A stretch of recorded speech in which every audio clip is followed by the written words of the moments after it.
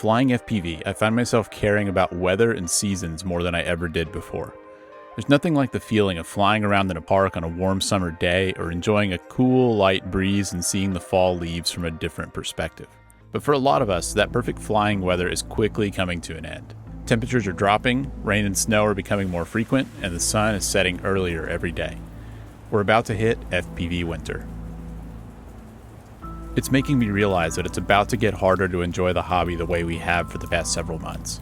If I want to fly my bigger drones, I'm going to have to find a few minutes on my lunch break or make time on the weekend. And even then, the weather might not cooperate. Long story short, it's time to put a lot of this stuff away for a while. But fortunately, all hope isn't lost, because FPV winter is really just whoop season. And so I'm here today looking at all these whoops and trying to decide what I'm going to fly during FPV winter.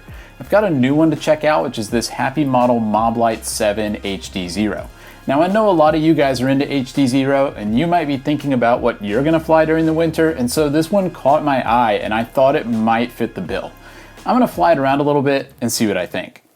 The Moblight7 HDZero is Happymodel's latest bind and fly HDZero whoop, and it sits squarely in the middle of the lineup. It's bigger and heavier than the Mobula6 HDZero, but at 30 grams, it's noticeably smaller and lighter than the Mobula7 HDZero. You'll want to use either 450 mAh or 650 mAh 1S batteries with a pH 2.0 connector, and you'll need a radio that supports ELRS. I use this Jumper T-Lite V2, which I really like as a casual radio, and for video, I used my Skyzone VRX with the HDZero VRX.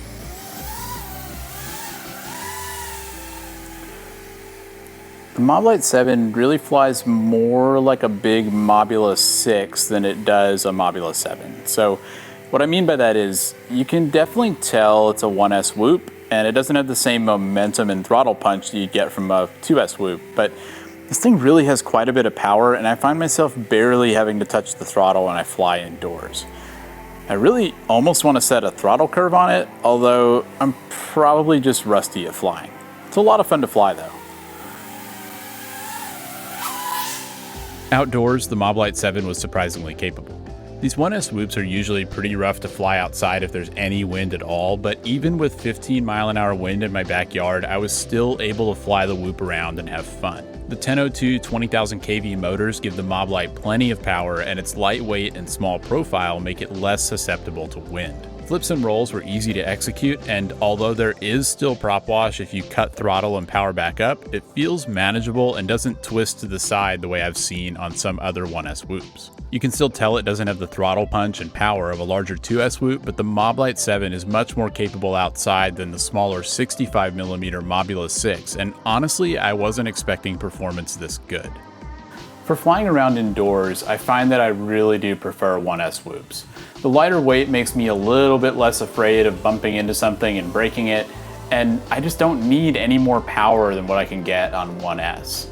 Now this Moblight7 is a little bit bigger than the Mobula 6, and so it is a little bit harder to fit through gaps. I feel like I do notice that, but it's really no problem to fly this thing around inside. It's got a lot of power and it's really fun to fly.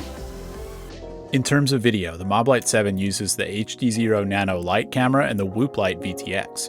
I've covered both of those in detail in previous videos, so I'm not going to go deep on them here. But the short version is that this is the best video you can find on a whoop of this weight and size, and it blows away what you'll get with an analog whoop. I love having HDZero on these 1S whoops for the video stability and image quality, and this one did not disappoint. The antenna is a simple wire antenna, but I had no trouble getting a solid, clean signal in an indoor or close-range outdoor environment.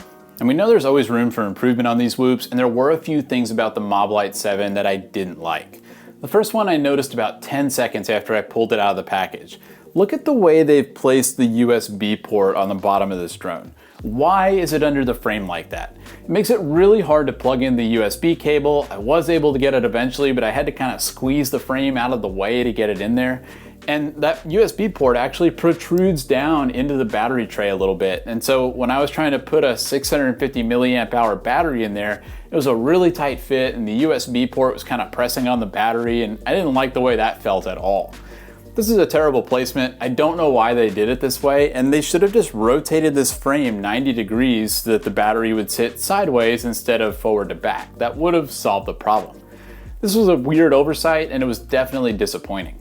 The other issue is really just the battery life. Now, 1S whoops aren't known for great battery life, and unfortunately the Moblight7 HDZero is not a standout in this regard. Flying indoors, I was getting 3 minutes or maybe a little bit more, and outdoors, I was getting a little bit under 3 minutes. That means that especially when you're flying outdoors, you can't fly too far away because you're not gonna have time to get back. And that 3 minutes is just over really quickly, so you've gotta make sure you have a bunch of batteries. A couple of times when I was flying, I wasn't really paying attention to the battery meter, and my flight abruptly came to an end because the VTX actually cut out due to low voltage. I think it cuts out at 2.8 volts. So it's just a little disappointing. I'd like to see more battery life on this thing in the future.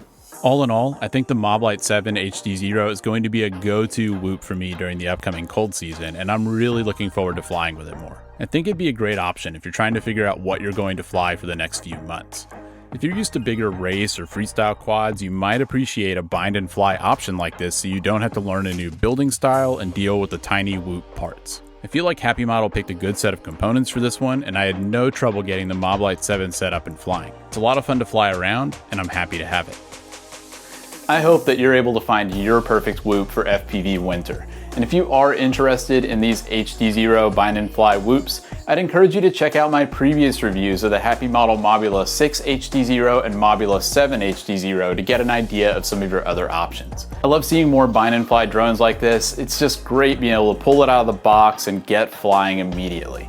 Leave me a comment down below if you have a question, and I'll definitely try to answer that. But thank you guys so much for watching this video, and I'll see you next time.